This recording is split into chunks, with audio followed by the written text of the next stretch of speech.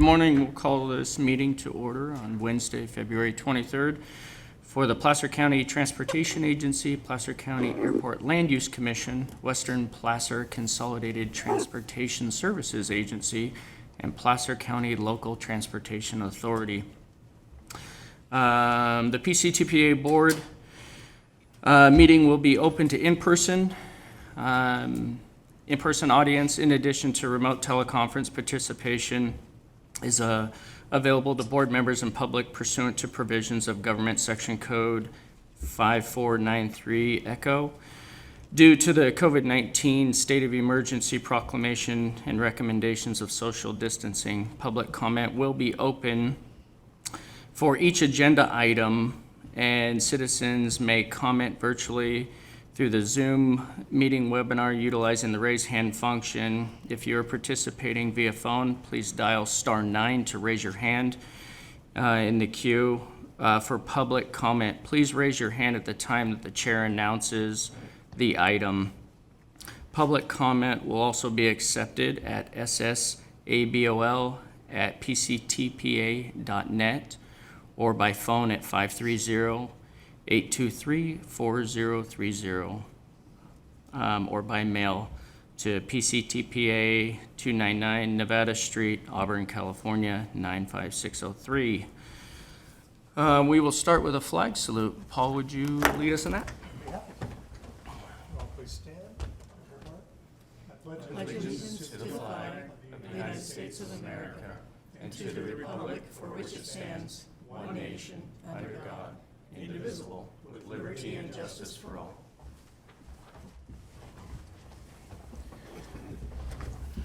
Thank you. Roll call. Baker. Here. Broadway. Here. Burris. Here. Dowden Calvillo. Present. Holmes. Joyner. Here.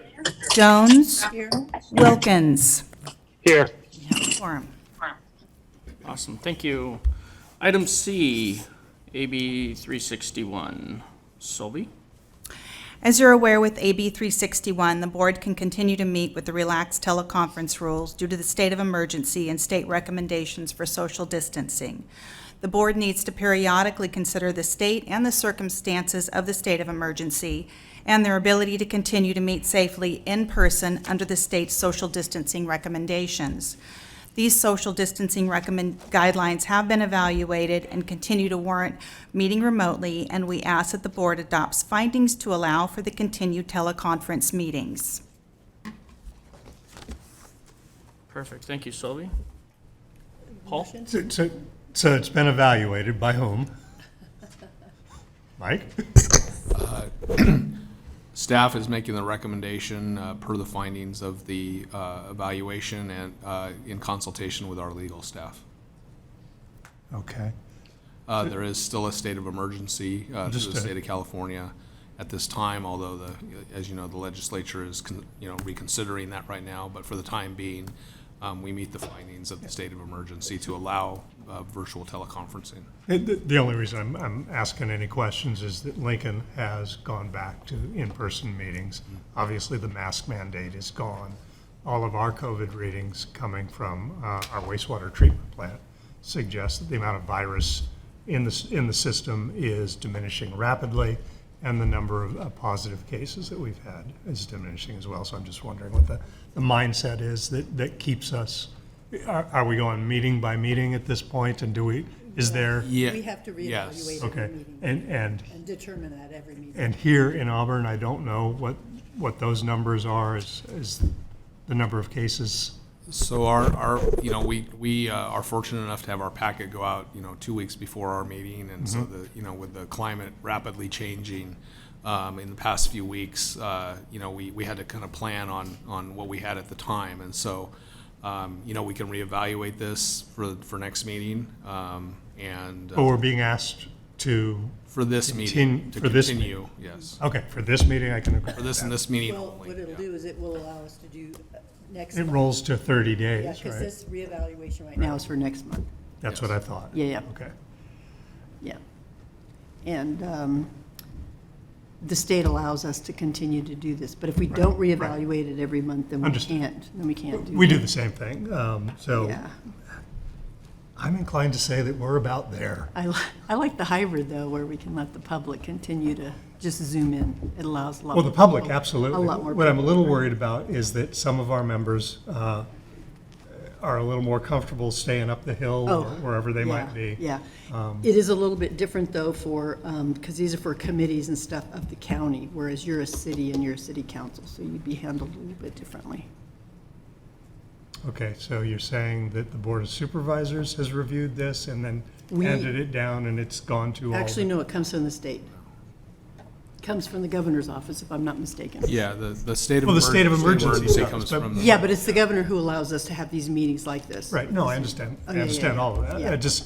I wasn't hearing what you said. Oh. The difference oh, is this is the committees. The as committees opposed to- and, yeah, that meet within the county, although the boards and committees. Well, I think what I'm seeing is I'm taking up everybody's time. I'm looking down the row, and I think everybody's fine with this. But personally, I think we're approaching a time that we need to get back to in-person meetings. Yeah, it'll be on us pretty soon. So I guess there's a question, would you like us to move to a fully, next meeting, a fully in-person board meeting?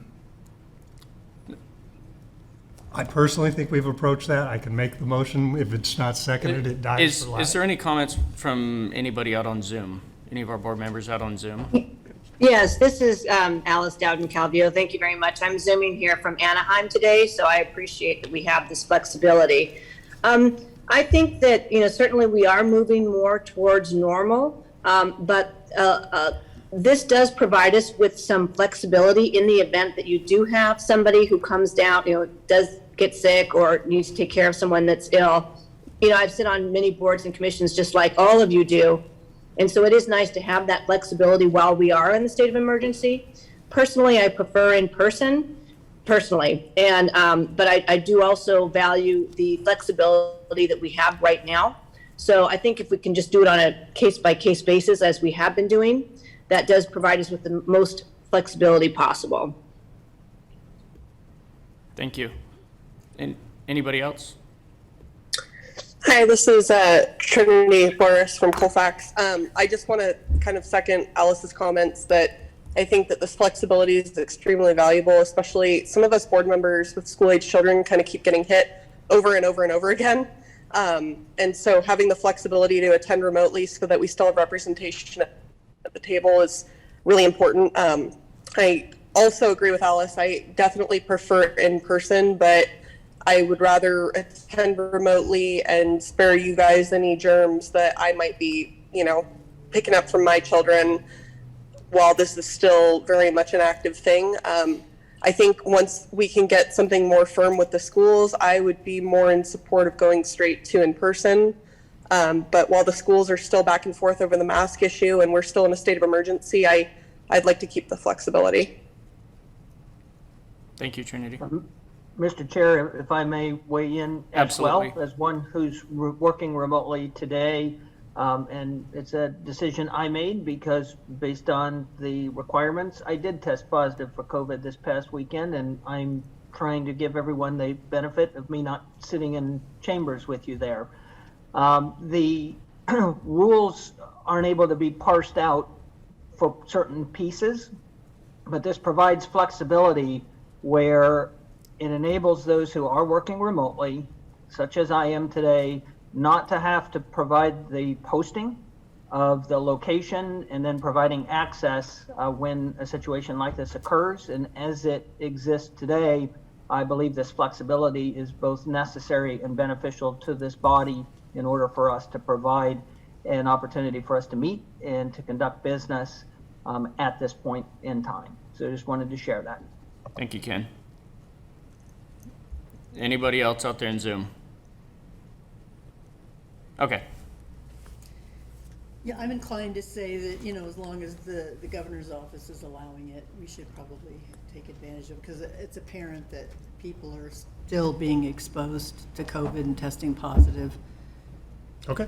which we don't want. So do I have a motion? I'll move. Second? Dowden-Calvio, second. We have a motion and a second. Roll call vote? Baker, Aye. Broadway, Yes. Burris, Yes. Dowden Calvillo, Aye. Holmes, Joyner, Aye. Jones, Aye. Wilkins. Yes. Motion passes. Was it painful? There you go. Of course, you don't get to look. Thank you. Review. Moving on, approval of action minutes from January 26, 2022. Do I have a motion? Move approval of the minutes. Sounds like we have a motion and a second. Give it to Holmes. Baker, Aye. Broadway, Yes. Burris, Yes. Dowden Calvillo, Aye. Holmes, Joyner, Yes. Jones, Aye. Wilkins. Yes. Motion passes. Thank you. Moving on to agenda review. Anything there? We're good? Mr. Chair, staff has no recommended changes to the agenda either. Appreciate it. Thank you. Now it's time for public comment. If there's anybody in the audience that wishes to give a public comment on something that is not on our agenda today. No one out in Zoom. No one? No one. Wow. No phones, no.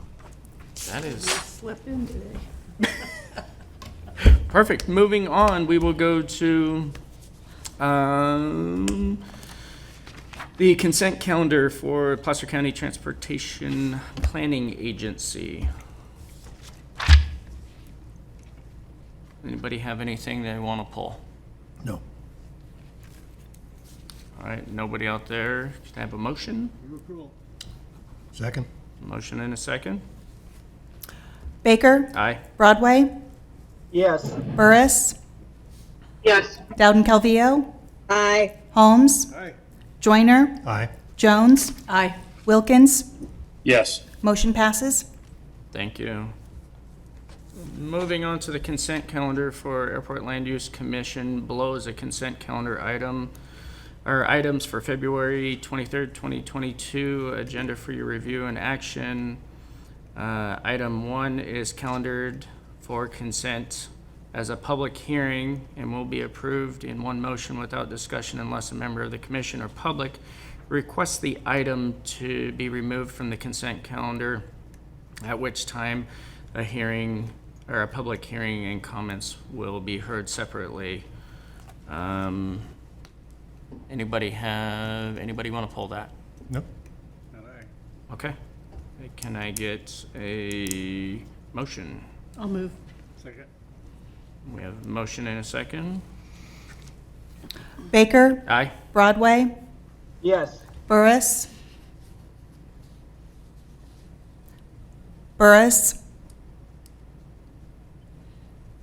Dowden Calvillo. Aye. Oh, gotcha. Holmes. Joyner, Yes. Jones, Aye. Wilkins. Yes. Motion passes. Thank you. Moving on to item I, fiscal year 22-23 preliminary findings and apportionment for local transportation funding. I think this is Aaron. Yes. Perfect. Hi, Chair Baker. I will be taking this item, and thank you very much.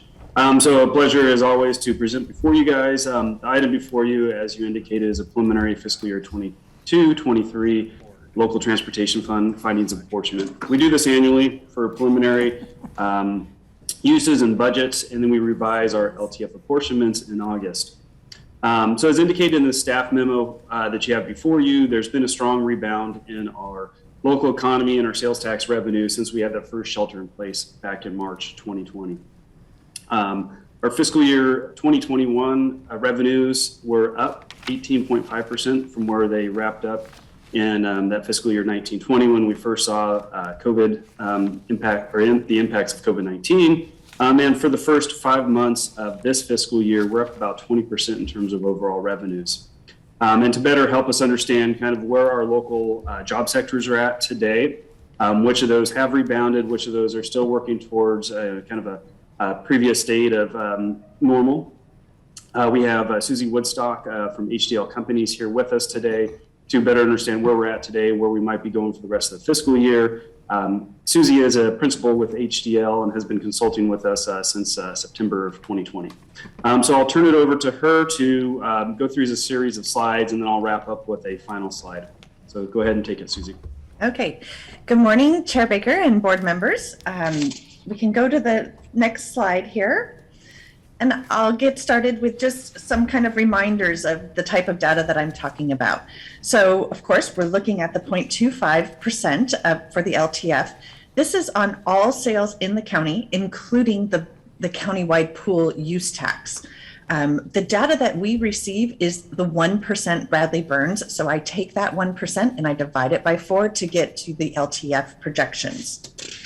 We can go to the next slide. When I'm talking about and projecting sales tax, I'm going to use major industry groups because the individual information is confidential. So as long as we're talking about big groups of data, we can talk about the sales tax. And you can see here in this pie chart that in Placer County, the biggest groups are autos and transportations, general consumer goods, and the countywide use tax pool. We'll go to the next slide, please. The other thing that I'm talking about that's a little bit different is I'm going to talk about sales, and I'm going to talk about the sales in the period that they occurred. What Aaron gets from the state is cash. So the cash that the state has, they send out each month or each quarter. But when we're looking at long-term trends, we want to look at it as, we don't want to look at the spikes or dips that were due to an audit or a double payment. We want to look at the sales per quarter. So we call that adjusted. So it'll differ from kind of the flow of cash that you see in your accounting department. The next slide, please. And here we'll look at the results. So the most recent data we have right now is from third quarter, July, August, September. You can see your major industry groups. Again, the biggest is autos and transportation. The solid bar showing that that is up significantly. It was up 14% in this third quarter.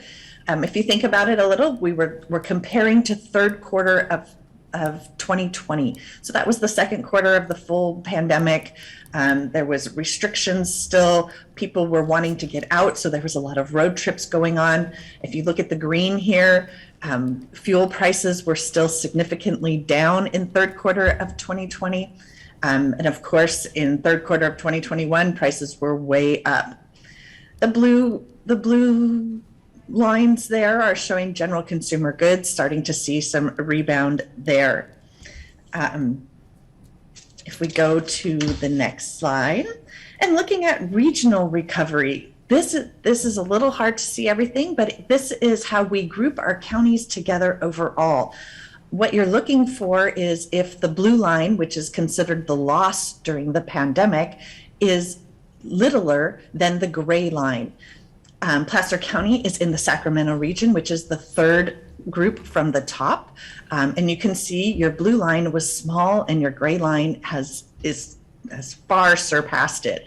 A couple of the areas, the LA region and the Bay Area, two of the biggest regions in the state, both their blue lines are still bigger than their gray lines. So they have not surpassed their pandemic losses yet.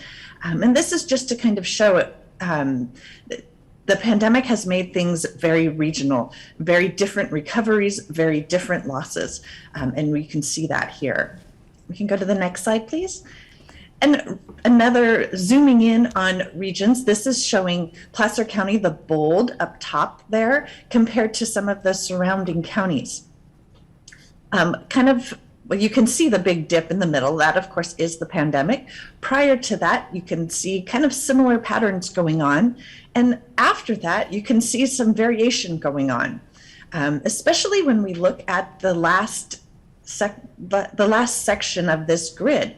Placer County was positive for third quarter over second quarter. Most of the counties were positive third quarter over third quarter.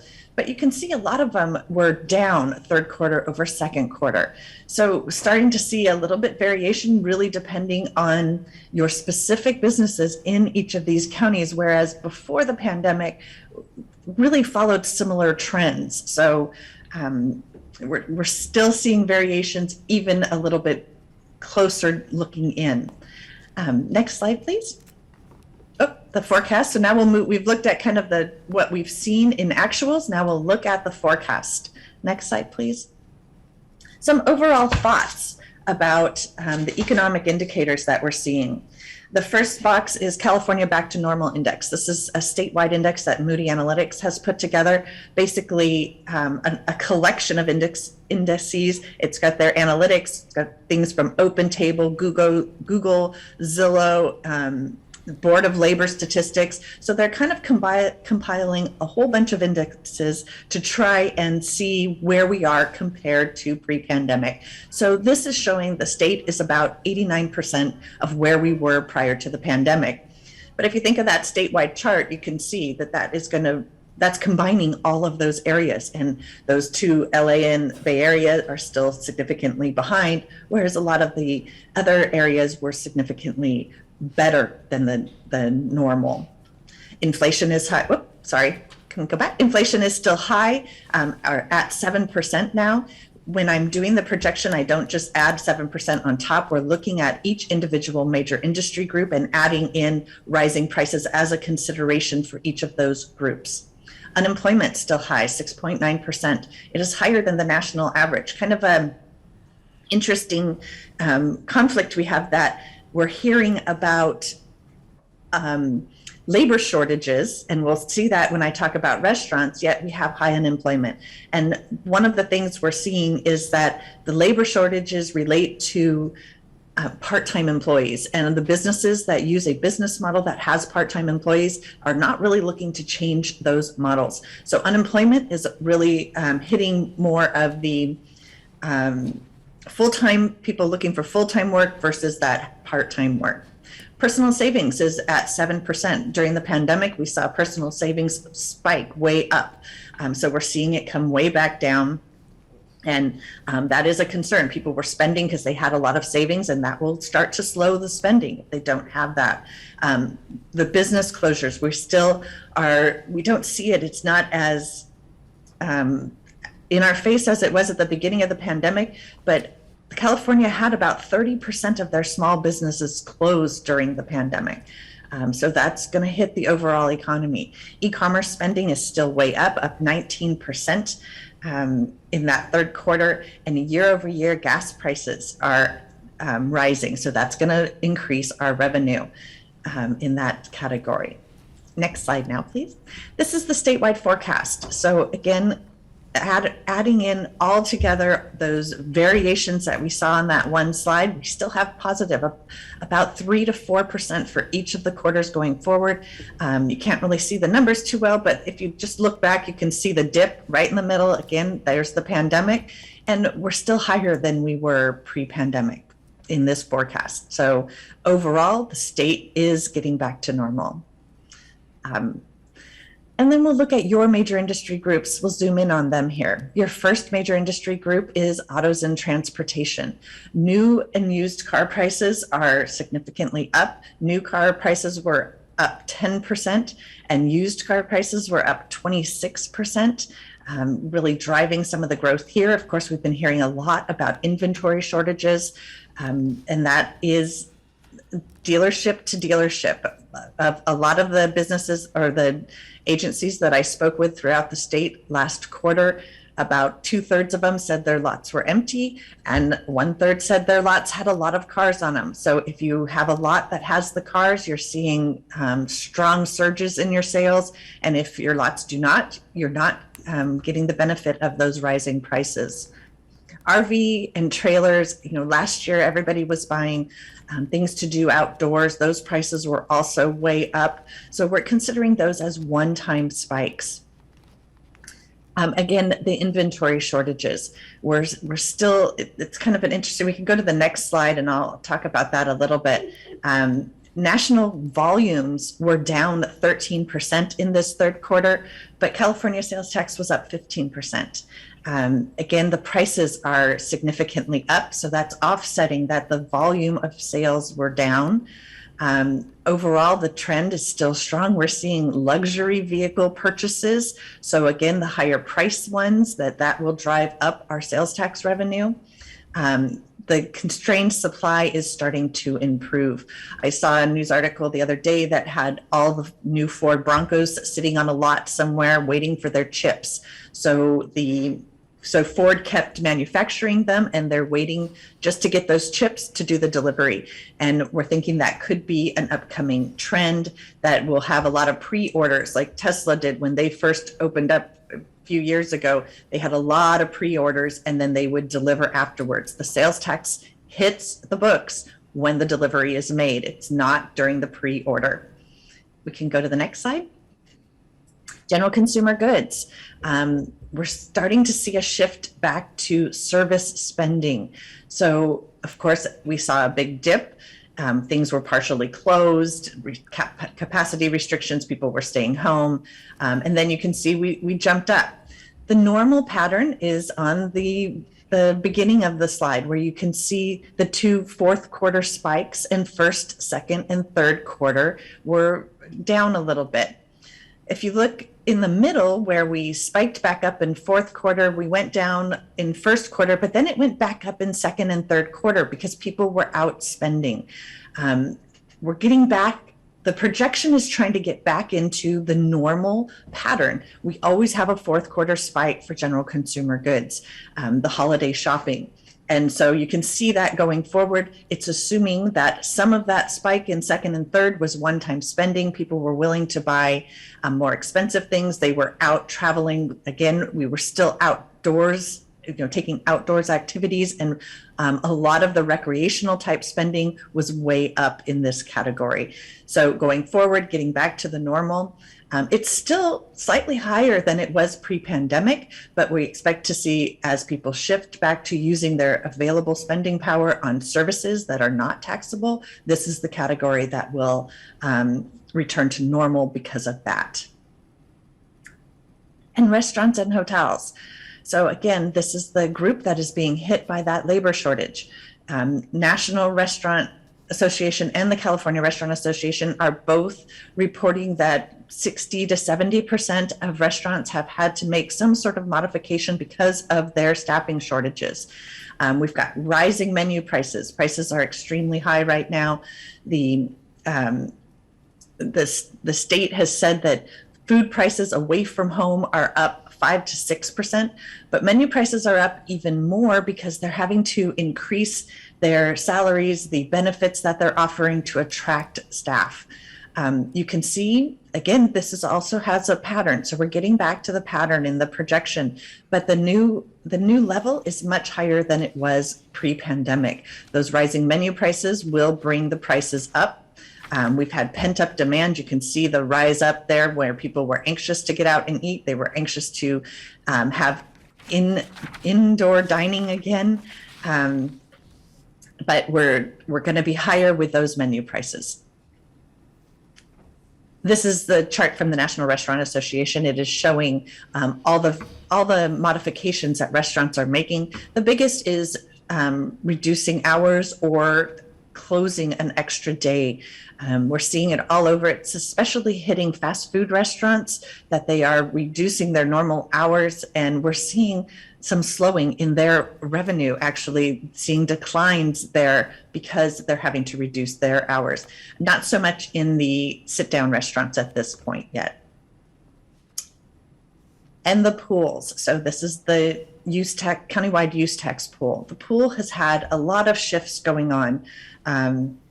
Starting in 4Q19, right before we see that big shift up there, AB 147 added out-of-state vendors and marketplace facilitators had to start reporting. So new revenue was flowing into the pools. What we've had happen in Placer Pool specifically is a couple of big errors. So for the last 4 quarters, there's a vendor that has reported about $2 million too much to the county. And then there was a change in the corporate structure of another large retailer that shifted over starting in 1Q. So you see that dip down in 1Q. Going forward, I am assuming that the large errors will be corrected over 4-quarter period of time. The state is working on it, but sometimes these big cases take the state, it's a lot of details and it could take them a little bit longer, but I do have the projection removing everything that looks like an error that has been reported. So this is an area where the cash has already been received, and yet there will be a correction that the cash will be reduced by those corrections going forward. After that 4-quarter period, towards the far right of this slide is where you start to get back to the level where we would expect to see the reporting going forward. The pools are a combination. They do have private party used car sales report. There's some trends to online car purchasing. There's a few vendors that are starting to show up for online sales. But it has some business and industry. It's about a third general consumer goods. So a lot of the online shopping that we think of in a use tax pool is only about a third. Again, we've got car purchases and business and industry, and then a few other stragglers in there. But those are the 3 big major industry groups that report to this category. Overall, though, the 4th quarter spike of retail will eventually dominate, and the pattern will have that 4th quarter spike going forward. So overall, we're assuming that auto sales are going to level out at a higher level than the pre-pandemic levels because prices are higher. The pandemic-related spikes and errors there were pandemic-related spikes in building and construction and business and industry, and there were also some errors in those groups. I didn't touch on those in a specific slide, but those have also been removed and corrected for going forward. Fuel and service stations, the assumption is that we're going to have rising prices, and then that will level out at the higher rate. Of course, not included in this is if this Russia-Ukraine issue, we don't get Russian oil, but if there's a blip in the oil industry, it can ripple throughout the whole world's oil prices. So that could bring our already very high prices even higher.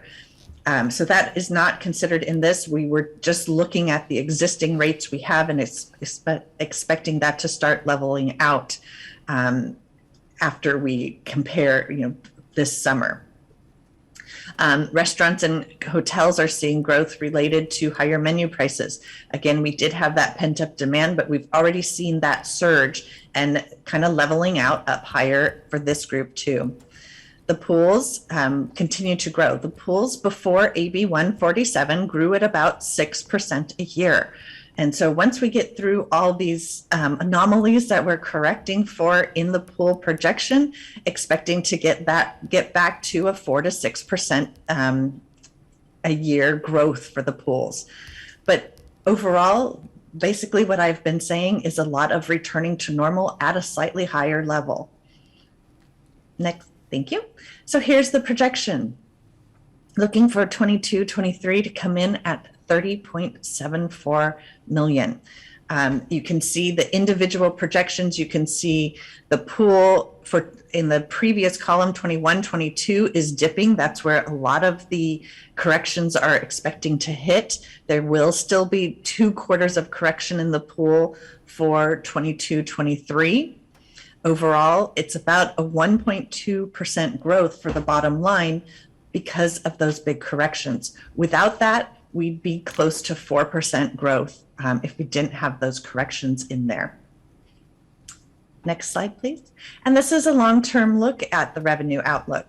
You can see for 2021, it came in a little bit higher, expecting that trend to continue for this year, 21-22 and 22-23, and then getting right back on trend there with that trend line from the past several years. All right, and thank you, Susie. I'll go ahead and wrap up with this slide and then turn it over to the board for any questions. So as Susie talked about how things are going to vary sector by sector in Placer County and what corrections we're anticipated to see, we did take HDL's estimated revenue forecast of $30.74 million. And then to that, we add what interest we anticipate incurring in the accounts that the county auditor's office holds during the year. And so that actually brings us up to $31.2 million, which also includes a slight carryover of approximately $393,000 from this current year. So that's how we get up to $31.2 million that we anticipate coming in through the county. Now, we split off those revenues between the Tahoe Basin area for the Tahoe Regional Planning Agency, and Pctpa, which is on the west slope based on population. So you can see on the left-hand chart here how those revenues are distributed.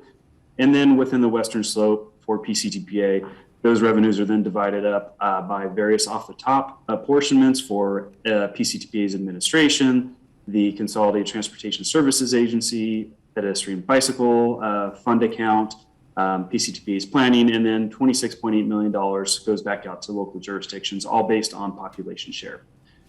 So we are continuing to see, an increase in revenues, although it being somewhat leveling off. Just as a reminder, before we hit that March 2020 and the pandemic kicked in, we were somewhere in the low $20 million range, so $22 million of revenues, and we've quickly shot up to now over $30 million. And it looks like, based on HCL's projections, we'll continue to climb slowly over the course of the next several fiscal years. So I'll wrap it up with that. And again, thank you, Susie. And if there's any questions for the board of directors, we'd be glad to answer those. Thank you, Aaron. Any questions from the board? None? Anybody out in Zoom? No questions, but I really appreciate the data. Very fascinating, and thank you so much. I agree with that. If we have nothing, I guess we have an action requested. Mr. Chair, before you take that action, I just wanted to make a quick comment that, we do this for multiple reasons. One is the legal findings of apportionment. But as you'll see in the coming months, we're going to be bringing some items to you. The next fiscal year's overall work plan, the amendment to the last amendment to this year's work plan, and that will all be reflected and be based upon this analysis that was presented to you today. Lastly, we're in this end of the fiscal year decision-making process for the funding strategy for the potential sales tax measure, and this is all relevant to that. So just wanted to point that out to you that this is a very important presentation, not only just for our LTF funds, but in our operating budget, but for a lot of things that you're going to be seeing here in the coming months. Thank you. Anybody for public comment? There's no one in Zoom, so we'll bring it back to the board for action. Mr. Chairman, I will move approval of the FY 2022-23 preliminary findings of appointment for the local transportation fund. This is Dowden Calvillo. For a second, We do have a hand raised. Hold on really quick. Go ahead. Tink Miller, you're allowed to speak. I am Tink Miller, Executive Director at Placer Independent Resource Services in Auburn, and we serve people with disabilities in 3 counties, the most of whom are 75% or more are older adults. And just in the context of future planning, not only for the upcoming year, I just want to remind the board that our population in Placer County in particular is aging very rapidly, combined with people moving into the county who are retiring from other areas, so that the portion of our population who will be over age 60 is going to approach 30% in the next few years. So in terms of transportation needs, the CTSA budget hopefully will grow as the need grows. And to encourage continuing innovation and development of hybrid types of services, perhaps looking forward to be able to meet all those transportation needs as those adults lose their ability to drive and transport themselves. So, thank you. Thank you, Tink. Did you hear that, Jared? Older adults? Meaning over 60. Over 50. Definitely. So we had a motion and a second. We had Dowden Calvillo's motion. I'm sorry, I didn't catch the second. Trinity. Oh, I think it gotcha. was Trinity, Okay. yeah. All right. Baker, Aye. Broadway, Yes. Burris, yes. Dowden Calvillo, Aye. Holmes, Aye. Joyner, Jones, Aye. Wilkins. Yes. Motion passes. Thank you. Back to Aaron for item J, Unmet Transit Needs Report and Findings for 2023. Thank you, Chair. So this is our annual presentation to you on the unmet transit needs process. If you would go ahead and pull up the slides, perfect. Next slide, please. As the Regional Transportation Planning Agency for the Western Slope of Placer County, the administration of the Transportation Development Act funds is one of our core responsibilities. Next slide. The Transportation Development Act 1971 established two funding sources. One we just talked about, which is a local transportation fund, which is derived from 0.25% of our existing base sales tax statewide. And then the other was a state transit assistance funds, which is derived from the sale of vehicle fuels in the state. Those revenues all come back to the place of origin in Placer County, and then they are distributed out to the cities, towns, and the county for various transportation purposes. The rest of this presentation, and really the focus of the unmet transit needs effort, is on the local transportation fund revenues and how those are used. There are some stipulations within the State Transportation Development Act that allows agencies to use those transportation dollars for a variety of uses, such as repaving roads, improving intersections, public transit, pedestrian bicycle facilities. So a number of varieties, as long as certain stipulations are met.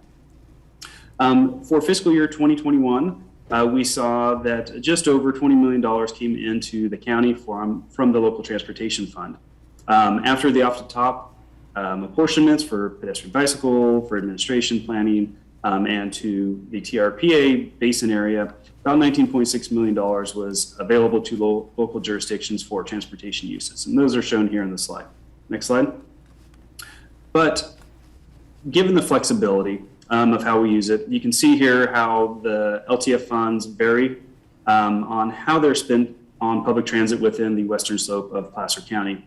Overall, we spend just right around 50%. Historically, it has ebbed and flowed over time, and that has a lot to do with really the capital side of the equation. When buses are purchased, it tends to spike up. It also is influenced by other funding sources, such as state transit assistance. Those dollars have increased over time. So that means that there's less need to deliver the same services with local transportation funds. Also, federal funding is another part of the equation. But because we are in a county that's less than 500,000 in population, and we do not use all of our LTF funding on transit, we are required to go through this annual process of the unmet transit needs, where it's a public outreach driven effort to find out how public transit is working for our residents. Next slide. And essentially, there's really two questions we're trying to meet through this process, or trying to answer through this process. One, is there an unmet transit need? Can the comments that we receive from the public be met by the existing transit services that are available today?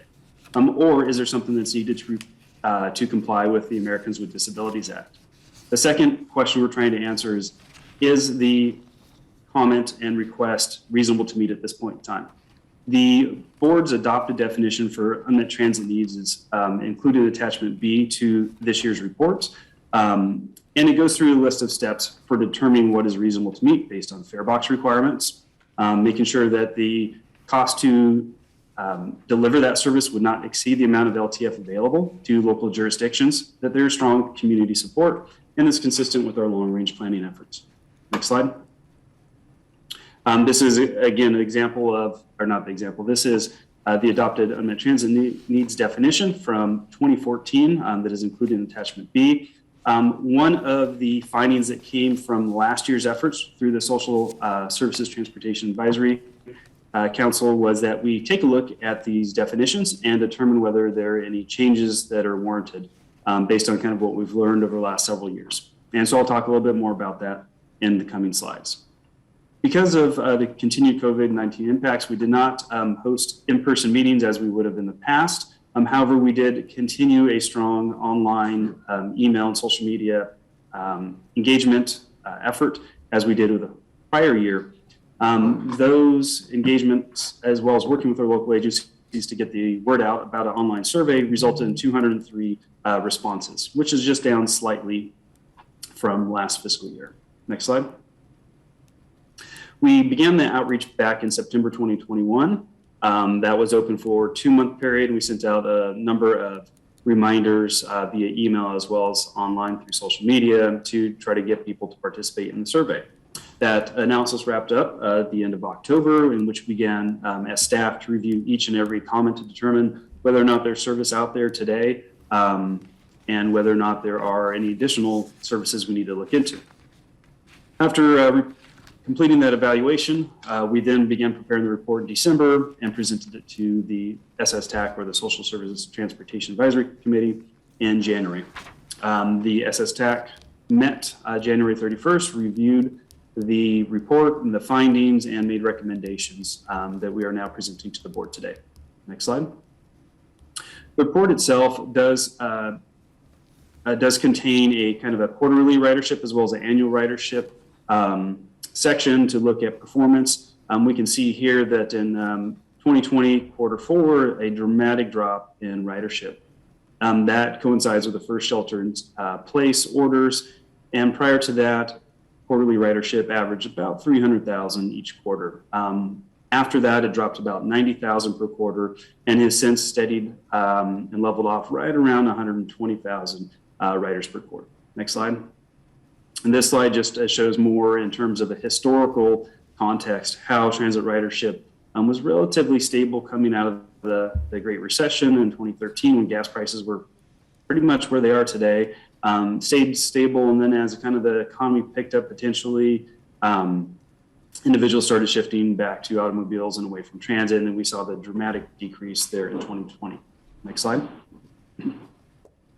So focusing back on the 203 comments that we received, there's really 4 key trends that we saw in the communication we received from the public. One, understanding that there's requests for services that already exist. So a number of individuals ask for services from point A to point B, maybe not realizing that within a half mile of their destination or their origin, there's already transit services available.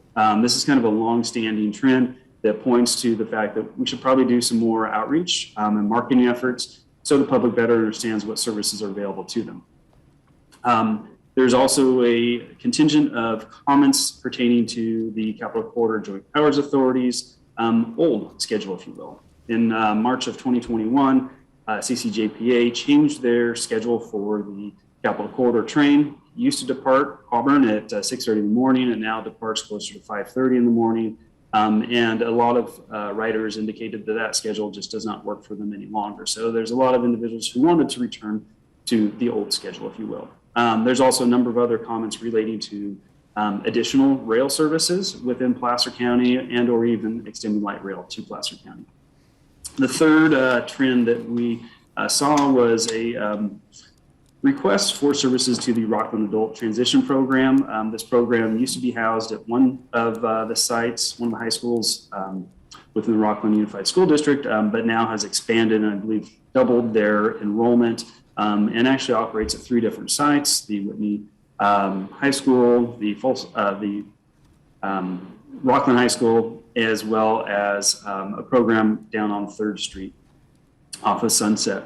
So we did talk with staff as well as Placer County Transit representatives, identified that probably a lot of their needs that take staff and students who are 18 to 22 years of age out to different events in the community, take them to Sierra College.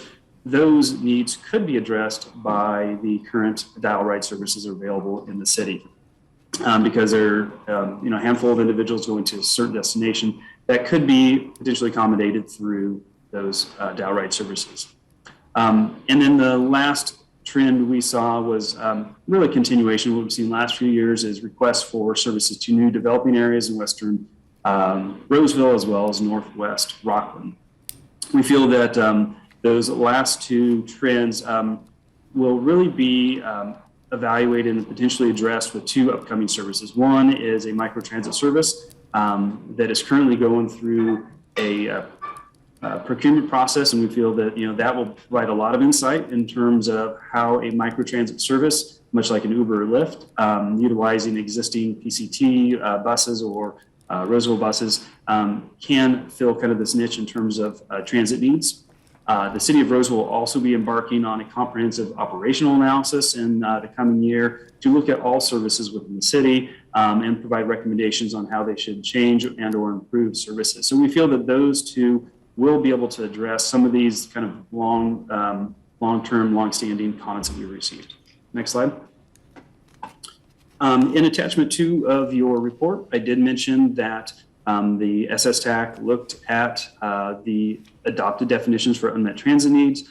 We came up with a number of recommendations to improve the definition. One, with the intent of trying to make it easier for the public to understand how the definition works and how the process plays out. So we included examples of what an unmet transit need might be.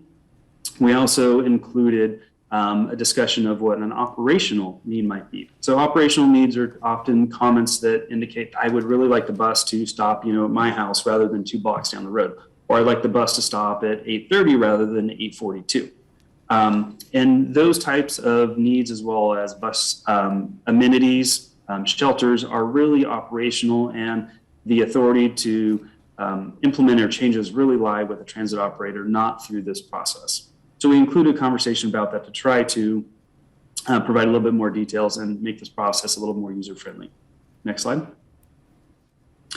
And so to wrap up with the last 2 slides here, just to reiterate what the SSTAC's role is, they are an established body by the Transportation Development Act, and they advise us on transportation issues and needs. They review each of these comments that come in with staff. They look at the recommendations, and then they have the responsibility to make 1 of 3 findings.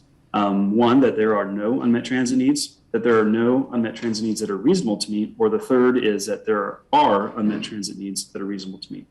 And so, next slide, please. And so in today's recommendation, as you've seen the staff memo before you, SSTAC and Pctpa staff are recommending that there are no new unmet transit needs that are reasonable to meet for implementation fiscal year 22-23, and that the unmet transit needs report for fiscal year 22-23 is accepted and complete.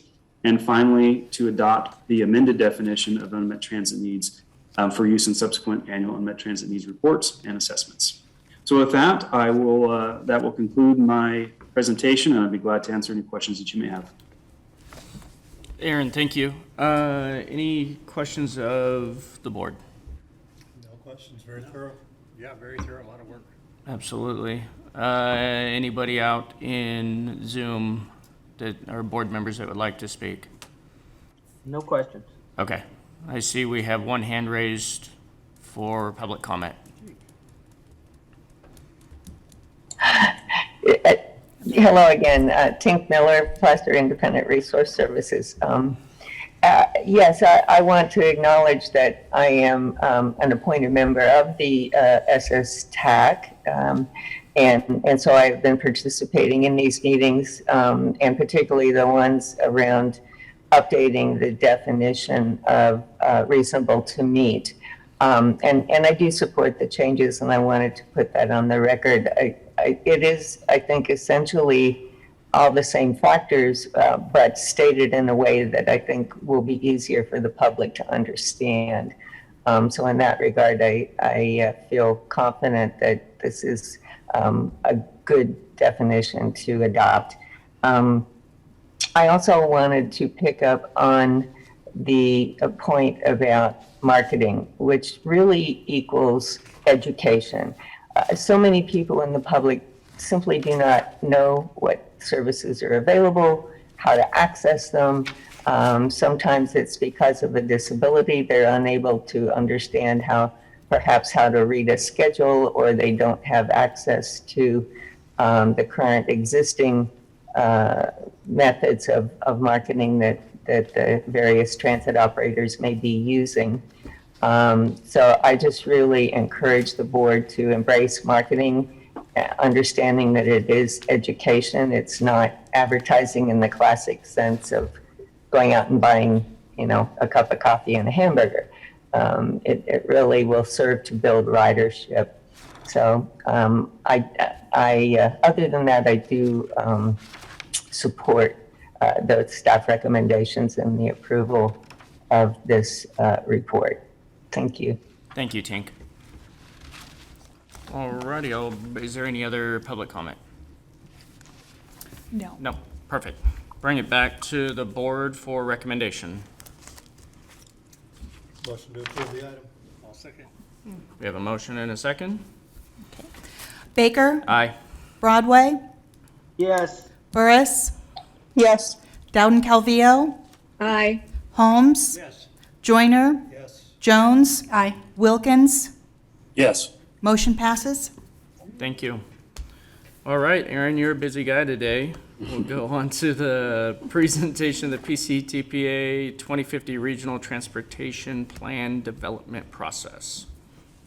Great, thank you, Chair. And since you've already heard from me twice today, I've decided not to have you hear entirely from me a third time. So Mike Costa from Pctpa will be joining us in this presentation. He'll be helping out with the Regional Transportation Plan going forward this cycle, and I wanted to introduce him and share in the role of the presentation.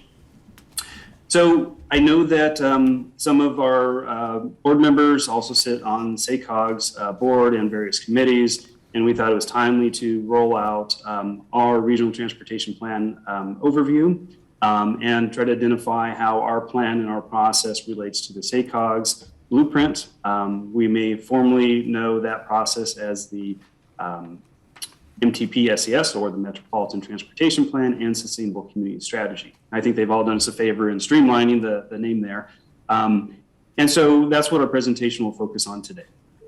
Our Regional Transportation Plan is our 20-year vision of how the county and the cities will respond to transportation needs and congestion over the course of the next 20 years. We're required statutorily by the state to update this plan every 5 years, which gives us the opportunity to look at various goals, policies, objectives, changes to projects, and also introduce any new planning efforts that have occurred in between plans. Next slide.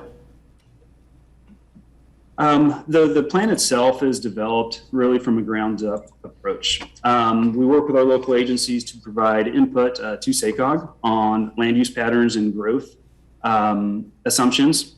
Your staff have already worked on this with SACOG.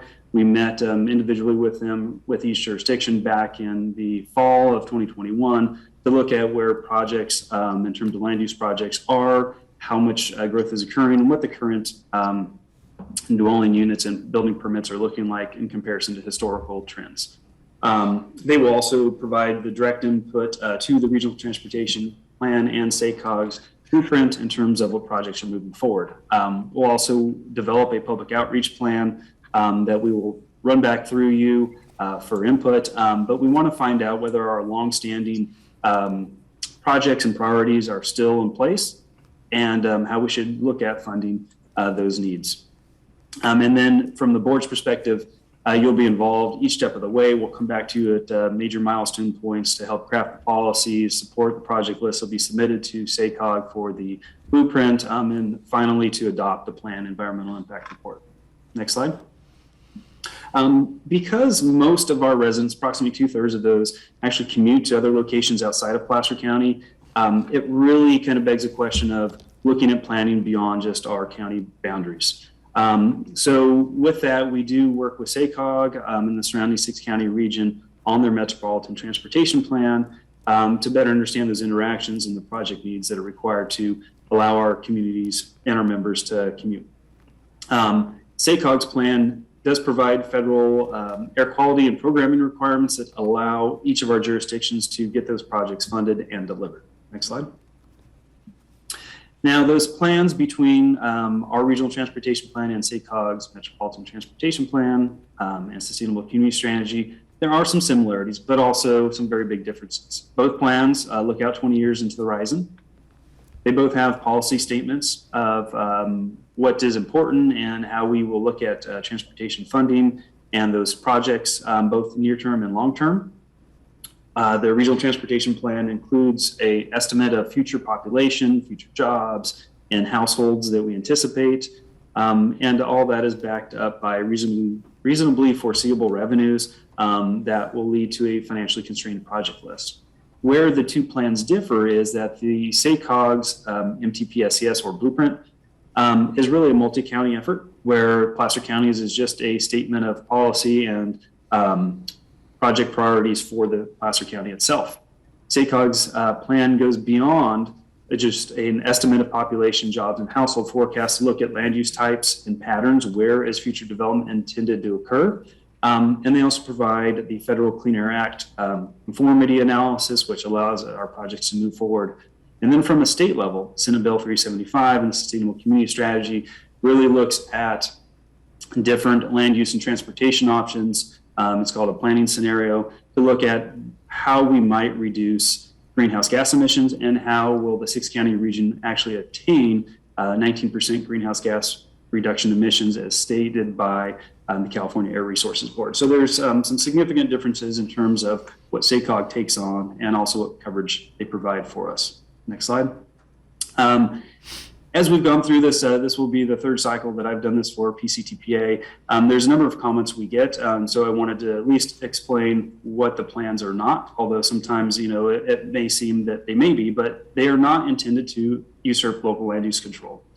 While the MTP-SCS may look at what land uses could be in the future, those land uses are ultimately approved by local agencies, councils, and boards.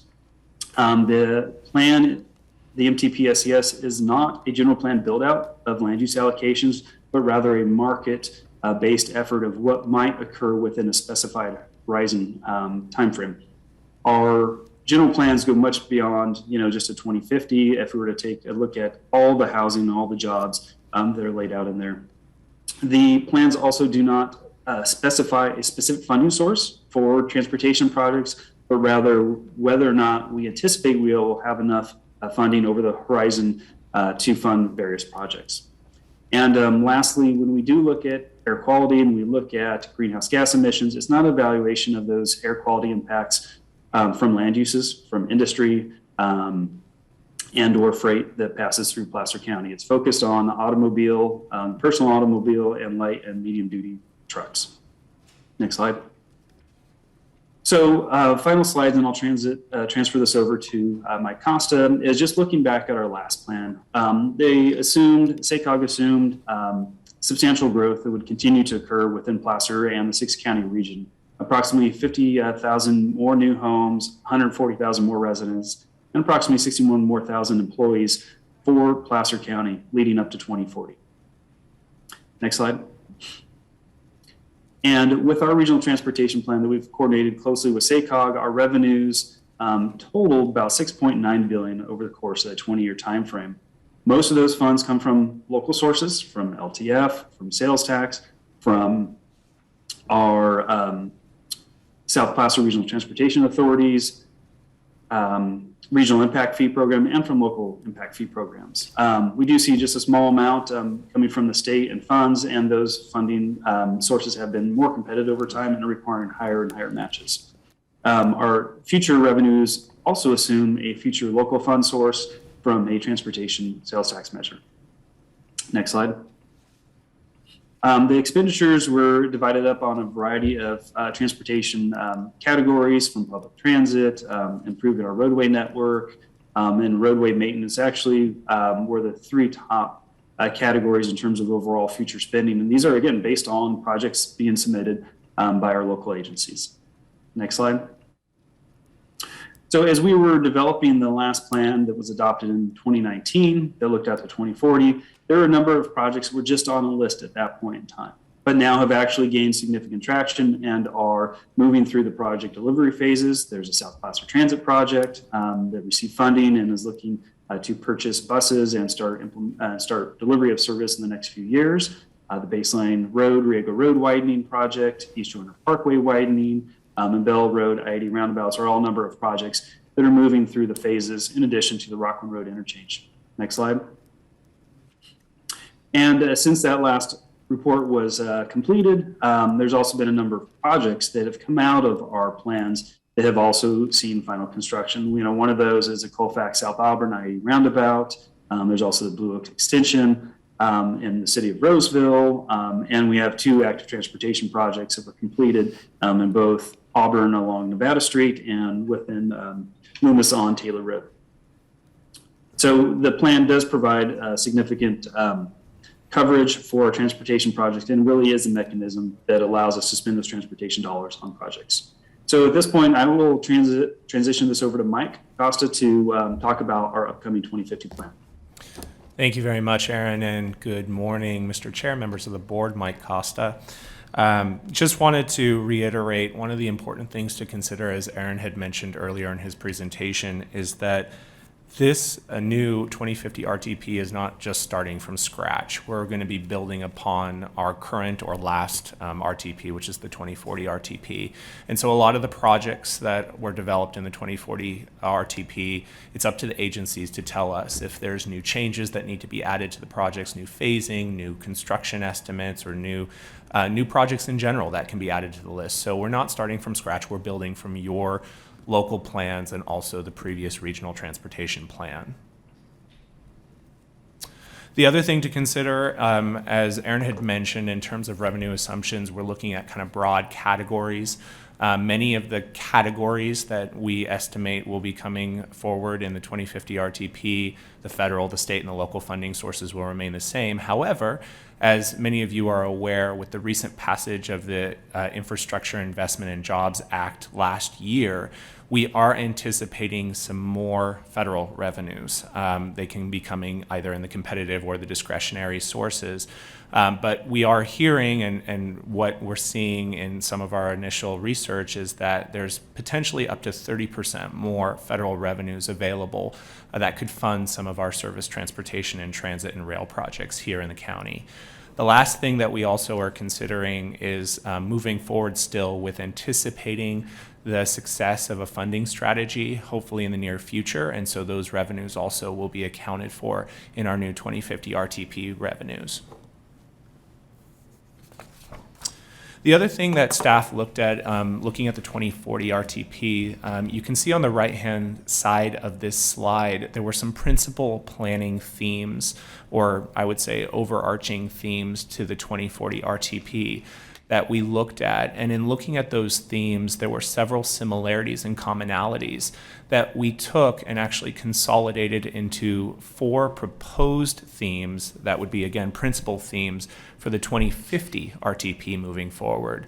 You can actually see in the left-hand side those proposed 4 themes and how they kind of capture elements or intent from the original 2040 RTP's themes. So the 4 themes kind of looking forward and guiding some of our overarching planning efforts for the 2050 RTP as we're proposing are the first theme, enhancing regional economic vitality and transportation connectivity to support continued growth and development types, maintaining a safe, secure, and efficient transportation network, providing multimodal and accessible transportation infrastructure and services that benefit all populations, and lastly, incorporating technology and making investments that support a resilient, adaptable, and sustainable transportation system that enhances the region's environment. So again, looking at the 2040 RTP versus the 2050 RTP, these 4 proposed themes would be guiding the development of our subsequent goals, objectives, and policies that we're going to be drafting over the next several months for the new 2050 RTP. Another thing to consider in terms of something that we've seen other RTPAs like ourselves develop is looking at performance metrics in order to kind of evaluate the success of our policies that we plan to put into the 2050 RTP. This slide here kind of shows you an example of a potential quantitative measure or performance metric that could be used to assess whether or not or I should not say assess whether or not, but to evaluate essentially the outcome of how we implement our policies. And so this is just an example. One of the things that staff is going to be looking at as we develop our policies and objectives moving forward is what types of performance metrics could there be in the 2050 RTP that could help us again evaluate the performance of our overall regional transportation plan. We're going to be working with you on this moving forward. This is just kind of a capture of potentially some discussions to come forward. Some of the things too that have changed since the last 2040 RTP that was adopted in 2019 that we will have to consider moving forward in the 2050 RTP is the Climate Action Plan for Transportation Infrastructure, which was passed. Those guidance that guideline document essentially was passed by the state in late 2021.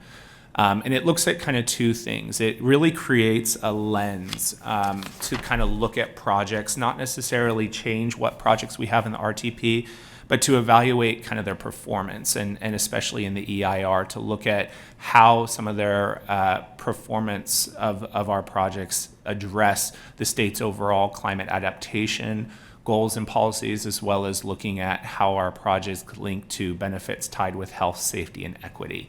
So we'll have to address that in the new RTP. We don't know yet how, but it's something that we'll have to be looking at, and how our plan addresses CAPTI.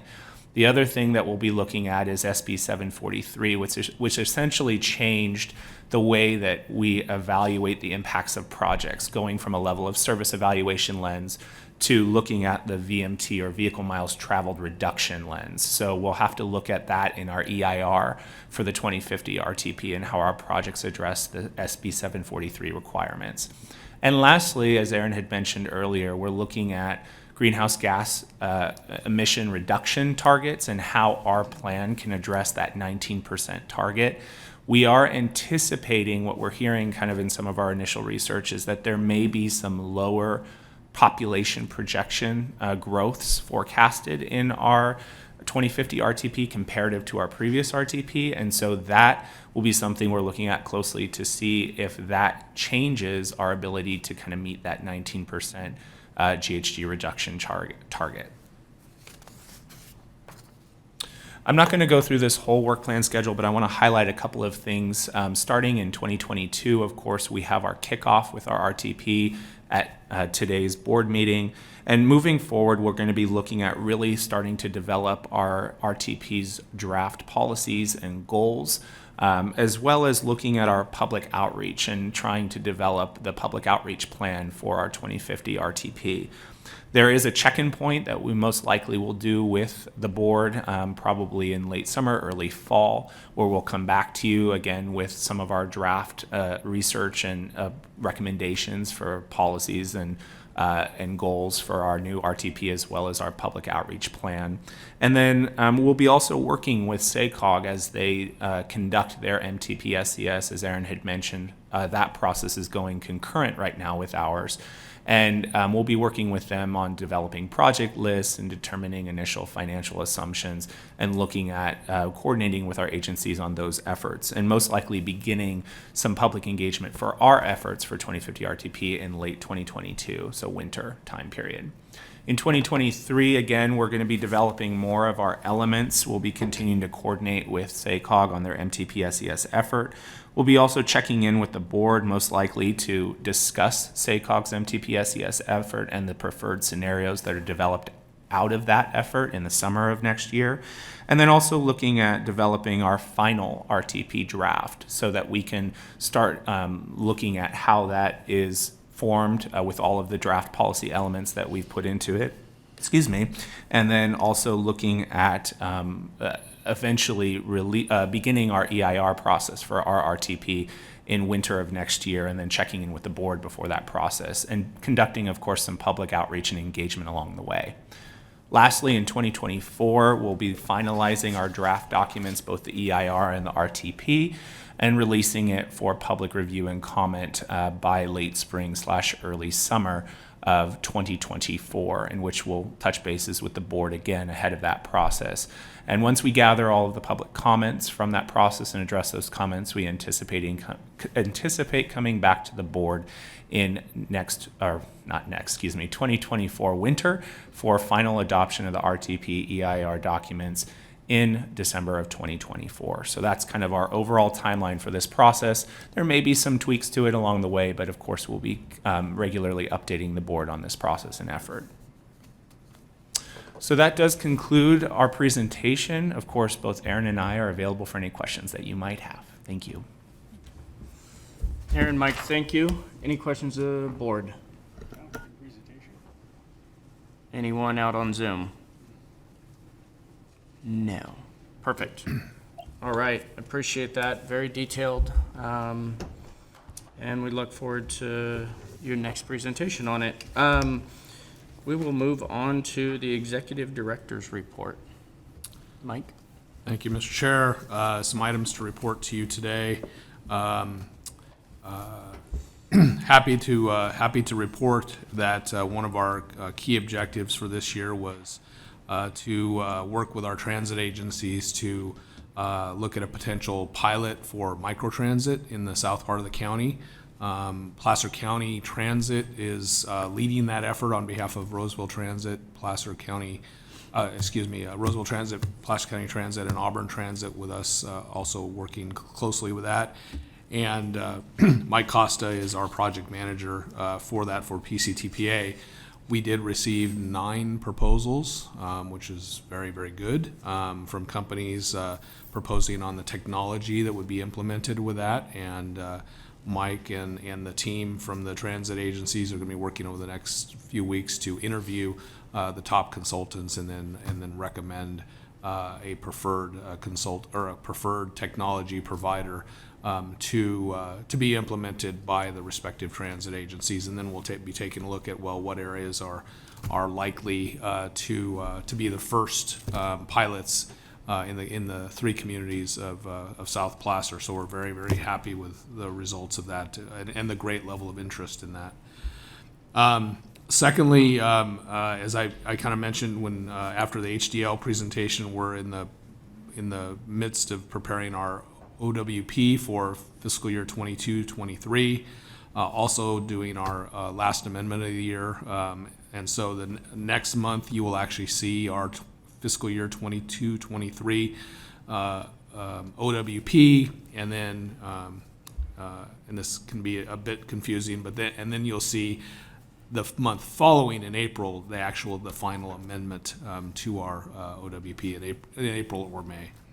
And that's our normal process, but we have this kind of overlapping budgetary process, and we'll try to keep it as clear as possible for you in our reporting to you. But within those that OWP, just wanted to give you a little bit of a sneak peek, and that is there's some significant changes that will be recommended. One is related to what Mike was in his him and Aaron's presentation on the MT or the RTP, working with CAPTI, or the Climate Action Plan for Transportation. It's becoming more than apparent that we're going to have to look at rephasing or redesigning some of our major infrastructure projects in South Placer, namely the SR 65 widening project and the interchange project, to be more CAPTI compliant.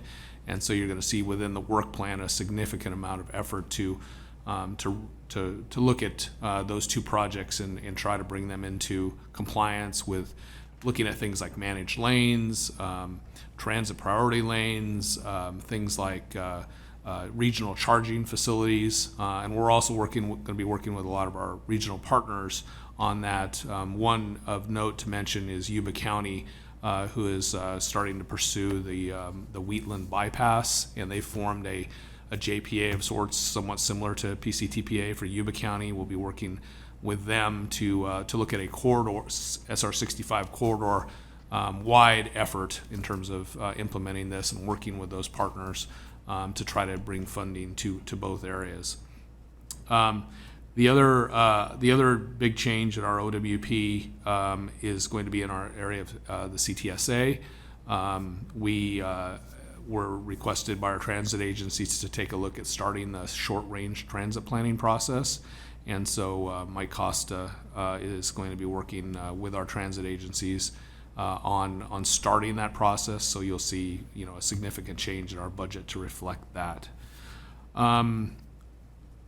Other items to mention, with our funding strategy, we are continuing to implement our work plan with, examining whether 2022 or 2024 will be our focus. And that's, as we've indicated to you before, is based upon polling and outreach efforts. Those outreach efforts, you're going to be seeing the result or the output of those here very shortly. The focus will be on emergency services and the impact on emergency services related to traffic congestion. So most of our streaming media, video, outreach, and that is going to be focused around that topic, if you will, which we've done in the past, and we're updating that and pushing that forward, regardless if we go in 2022 or 2024. And then the last couple items, Rick Carter, our deputy director, and myself have been working on the STBG CMAQ issue, rather large, impactful issue to our jurisdictions.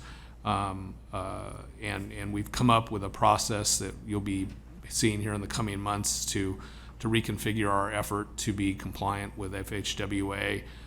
We are continuing to meet with Caltrans and FHWA to determine exactly what the changes that they would like us to implement with the corrective action, but we have to kind of take our step forward because we're in the midst of a funding cycle with CMAQ and RSTBG, and so you're going to be seeing some items in upcoming agendas related to that.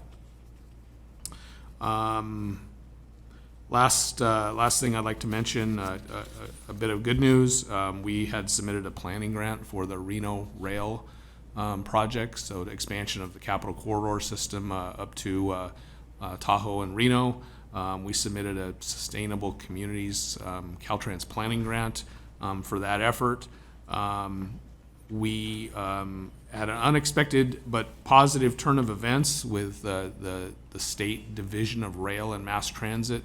Instead of having this go through a planning grant, they have decided to fund it out of their work program. So essentially, we got approval of that work plan, and we'll be moving forward in the coming months on that. David Melko on our staff is going to be managing that project moving forward. Lots of moving pieces right now, but I'll be happy to answer any other questions that you have related to our work plan or items related to what we're doing currently at PCTPA. Thank you, Mike. Anybody have any questions? Jim? I don't have a question. I just want to make sure you have enough work to do in the next few months. Just because we can find something else. So. Yeah, well, like most of our local agencies here in Placer, we're plenty busy. So. All right, good. So, anybody out on Zoom have any questions of Mike? So, no questions Just for me. But Dowden Calvillo, just wanted to say great news on the funding for the Reno rail. Sorry. Thank you. no question from me, but maybe a quick comment as we move forward discussing, especially State Route 65 and the 8065 interchange. I think it's really important that we use plain speak so the public knows what we're talking about. So when we use phrases like managed lanes, I don't think at this point the public knows that one of those options within that is pay lanes, is toll roads. I think it's really important that we start early on, making sure that the public knows what we're talking about. Absolutely. Thank you. All right, thank you for your report. Board direction to staff. Just gave him? You jumped the gun a little bit. All right, anybody out on Zoom? Perfect. Seeing none, we have some informational items. And our next scheduled meeting is March 23rd, 2022. So we'll see you guys then.